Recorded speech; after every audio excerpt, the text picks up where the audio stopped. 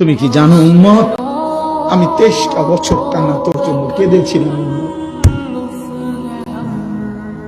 আমি এমন কাঁদা কাঁদছি রে উম্মত তোদের জন্য।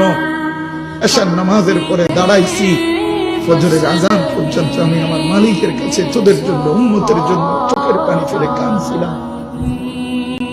আমার এত চোখের পানি তোর দিল গলাইতে পারলো না।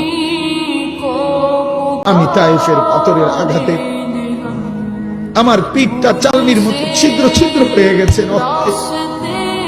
আমি বুকে পেটে 2টা পাথর বাঁধছি ক্ষুধার কষ্টে। আমি উহুদের দান্দান শহীদ করা রক্তে উহুদের ময়দানে পড়েছিলাম বেহুশ হয়ে।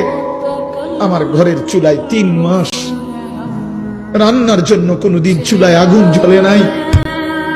আমার এত চোখের পানি, এত রক্ত, এত ক্ষুধার কষ্ট কিছুই তোর